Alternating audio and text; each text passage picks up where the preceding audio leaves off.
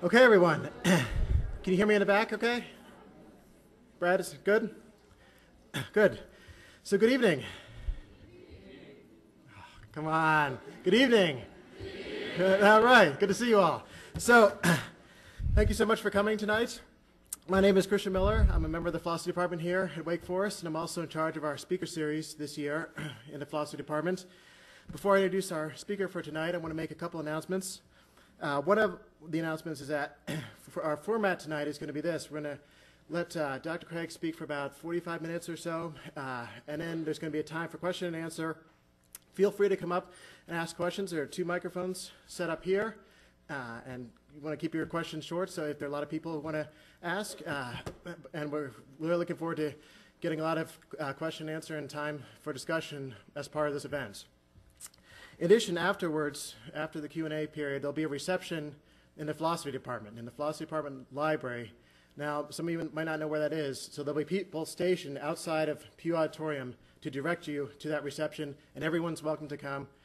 Please feel free to stop by for that.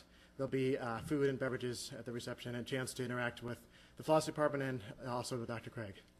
So, secondly, tonight, Dr. Craig will be giving the Guy T. and Clara Carswell Endowed Philosophy Lecture.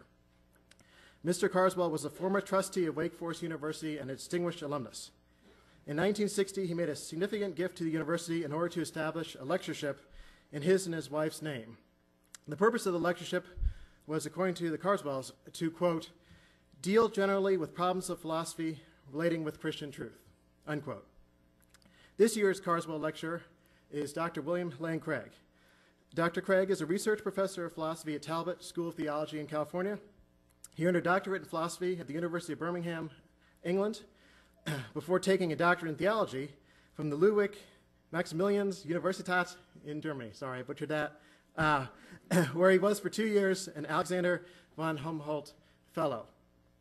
Prior to his appointment at Talbot, he spent 7 years at the Higher Institute of Philosophy at the Catholic Universiteit in Belgium. I butchered that too, sorry.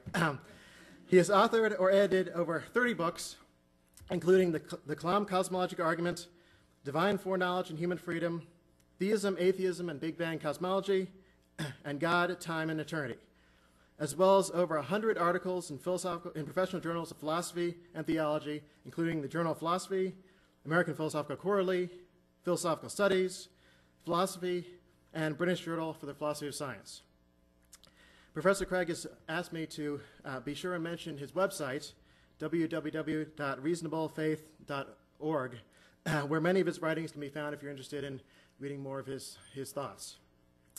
Tonight, Dr. Craig will be speaking on the question, as you see, why does anything at all exist? Please join me in giving a very warm Wake Forest welcome to Dr. William Lane Craig. Thank you.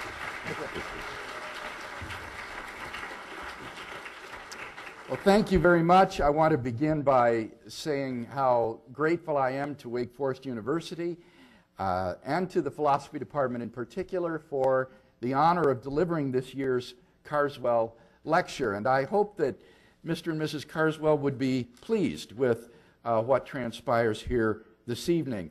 I also want to thank each of you for coming out and spending this Friday night thinking about such important topics. And I hope that at the end of the evening you will also agree that this has been well worth it. Keokuk, Iowa was a great place to grow up as a boy. It's on the banks of the mighty Mississippi River in the southeastern toe of Iowa that hangs down over Missouri.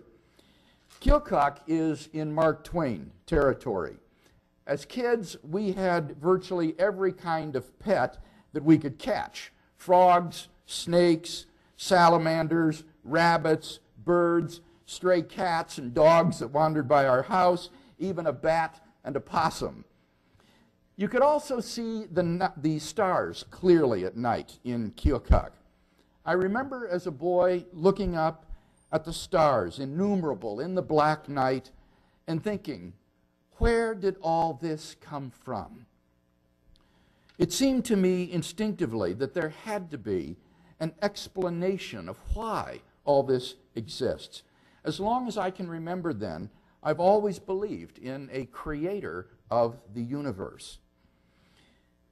Only years later did I come to realize that my boyhood question, as well as its answer, had occupied the minds of some of the greatest philosophers for centuries.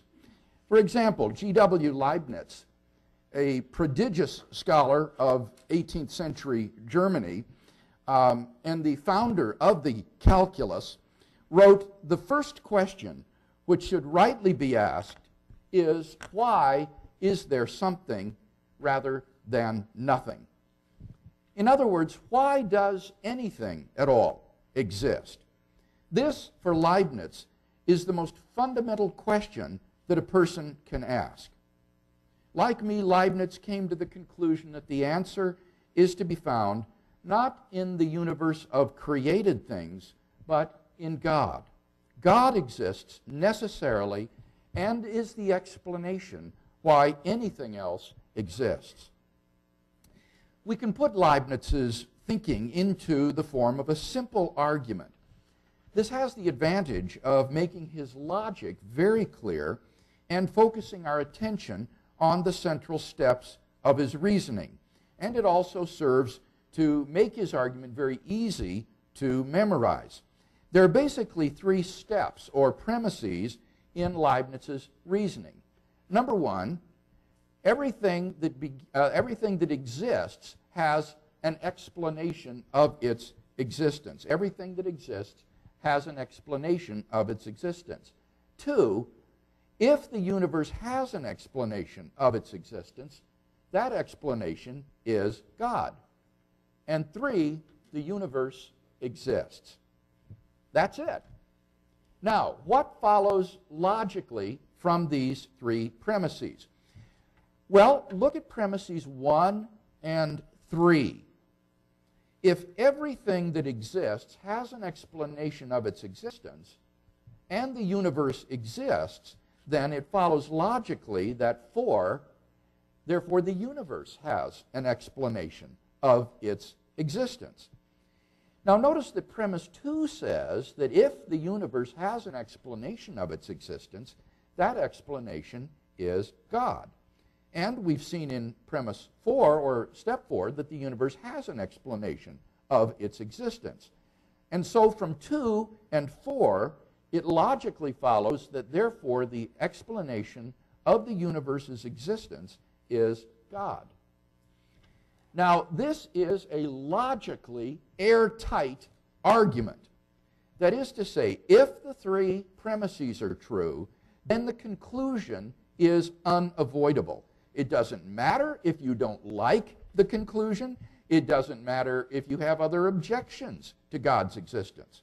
So long as you grant the premises, you have to accept the conclusion. So, if anyone wants to reject the conclusion, he has to say that one of the three premises is false. But which one will he reject? Premise 3, that the universe exists, I think is indisputable for anyone who is a sincere inquirer after truth. Obviously, the universe exists. So the argument's detractor is going to have to deny either 1 or 2 if he wants to remain an atheist and be rational. So the whole question comes down to this: are premises 1 and 2 true, or are they false? Well, let's look at them. At first blush, premise 1 seems vulnerable to an obvious objection. If everything that exists has an explanation of its existence, and God exists, then God must have an explanation of his existence. But that seems absurd, for then the explanation of God's existence would have to be some other being greater than God. But since that's impossible, premise 1 must be false. Some things must be able to exist without any explanation. The theist will say that God exists inexplicably. The atheist will say, why not just stop with the universe? The universe just exists